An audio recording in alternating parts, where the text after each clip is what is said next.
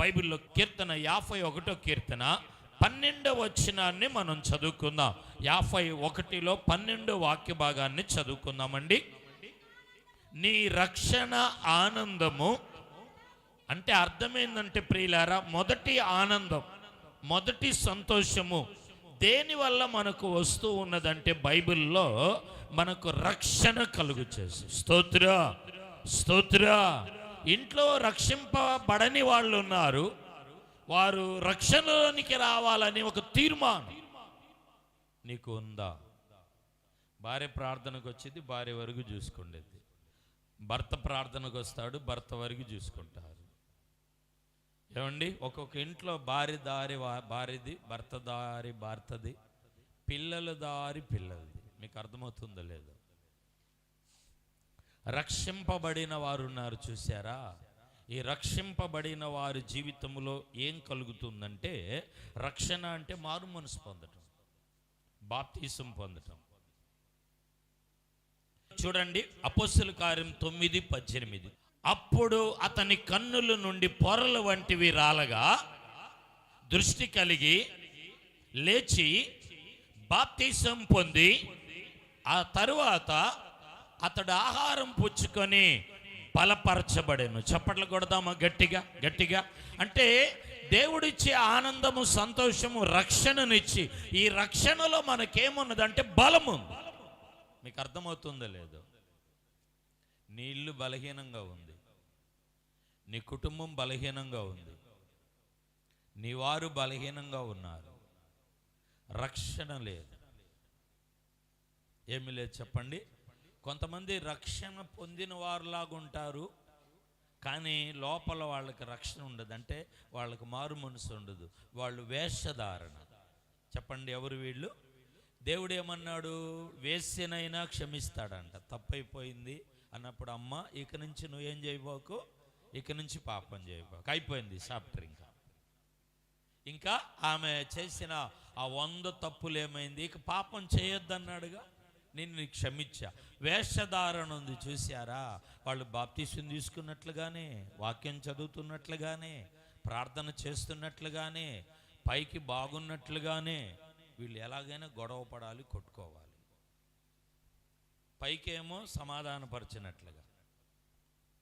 ఏమండి, వీళ్ళు ఎలాగైనా అప్పులైపోవాలి, వీళ్ళు ఎలాగైనా ఈ ఊరు వదిలిపెట్టి వెళ్ళిపోవాలి, ఈ ఊరు వదిలిపెట్టి వెళ్ళిపోవాలి. నేను కొన్ని సంవత్సరాల క్రితం ఒక మాట చెప్పాను, ఈ ఆడవాళ్ళ దోషం ఉంది ఇతని మీద అని. ఏ దోషం ఉంది?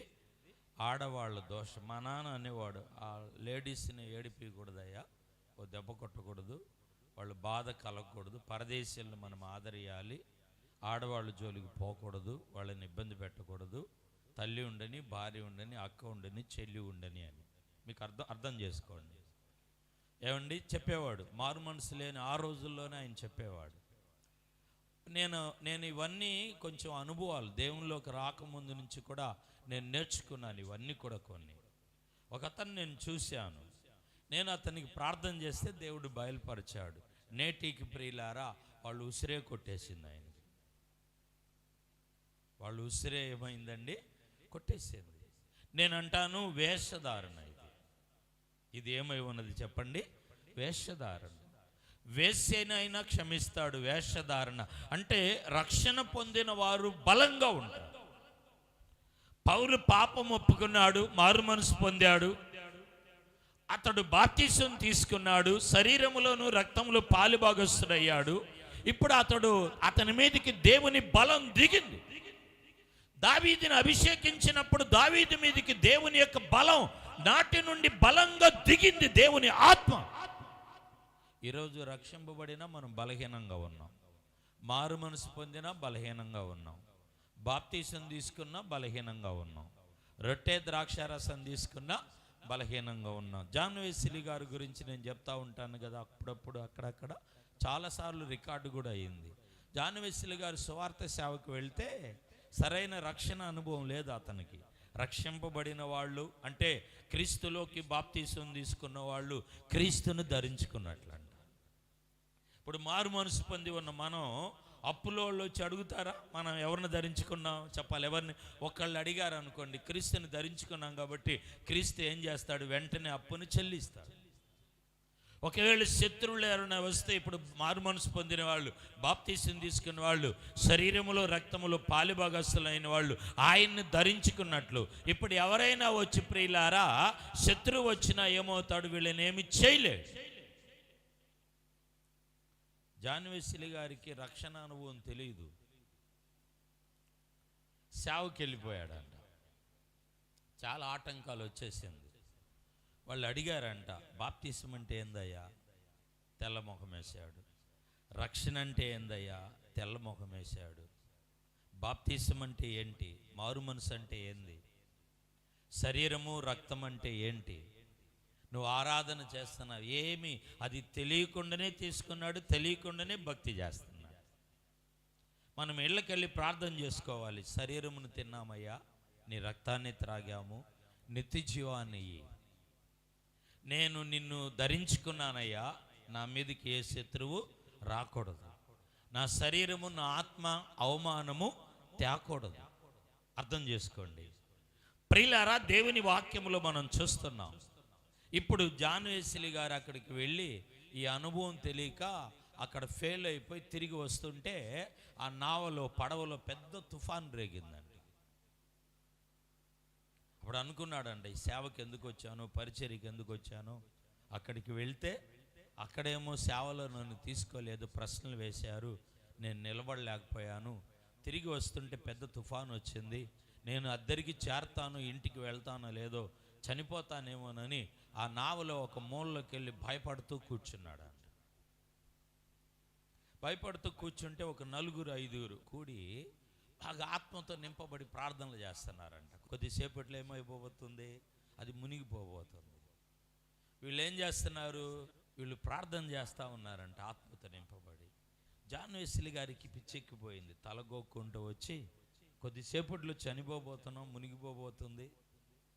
ఏమండి, మీరు ఇంత సంతోషంగా ఆనందంగా పాటలు పాడుతున్నారే, ఈ సంతోషం ఎలా వచ్చింది, ఈ ఆనందం మీకు ఎలా వచ్చిందని ఆ 4-5 జాన్ వెస్లీ గారు ప్రశ్న వేశాడంట. అప్పుడు ఆ 4-5 అన్నారంట, మేము ప్రభువుని కలిగి ఉన్నాం, మారు మనసు పొందాం, బాప్తిసం తీసుకున్నాం, క్రీస్తుని ధరించుకున్నాం, ఆయన శరీరములోను రక్తములో మేము పాలిభాగస్తులం. బ్రతికితే ఒడ్డుకెళ్ళి సువార్త ప్రకటిస్తాం, ఇంటికెళ్ళి మేము చేరుతాం, చనిపోతే మేము ఎక్కడికి వెళ్తాం, చనిపోతే మేము ఎక్కడికి వెళ్తాం. ఎవరు మాట్లాడలే ఈ మాట మాత్రం, చనిపోతే ఎక్కడికి వెళ్తాం. పౌలు ఏమన్నాడండి, బ్రతుకుట క్రీస్తే, చావైతే ఏమన్నాడండి. దేవుడు సిలువలో మనకేమి ఇచ్చాడంటే ఆనందమును, అంటే సంతోషాన్ని కలుగు చేశాడు. దీంట్లో మనకి ఏమి ఉన్నదంటే బలం ఉన్నది. ప్రజలా ఈ వారం ప్రియులారా దేవుడు నిన్ను బలపరచబోతున్నాడు. బలహీనంగా ఉన్నావు, నీ అప్పు తీరట్లేదు, బలహీనంగా ఉన్నావు, నువ్వు పడిపోతున్నావు శోధనలో, బలహీనంగా ఉన్నావు, నువ్వు కృంగిపోతున్నావు, నీ ఇంటిలో పరీక్షలు కానీ, చదువులు కానీ, ఉద్యోగాలు కానీ, వ్యాపారాలు కానీ, పెట్టుబడి కానీ, నీ రక్షణ విషయంలో బలహీనంగా ఉన్నావు. దేవుడు ఏం చేస్తాడంటే నిన్ను బలపరుస్తాడు. స్తోత్ర. నీకు వ్యాధి ఉన్నదా, అనారోగ్యం ఉన్నదా, శిరస్సు నుంచి అరికాల వరకు బలహీన దశలో ఉన్నావా, ఈ ఉదయకాలమున ఆత్మదేవుడు మాట్లాడుతున్నాడు. నీ శరీరమును తాకి నీ వ్యాధిని తొలగించి యేసయ్య బలపరచునుగాక, బలము అనుగ్రహించునుగాక. ఆయన బలపరుస్తున్నందుకు గట్టిగా స్తోత్రం చెల్లిద్దామండి. చప్పట్లు గట్టిగా కొడుతూ దేవునికి స్తోత్రాలు చెల్లిద్దాం.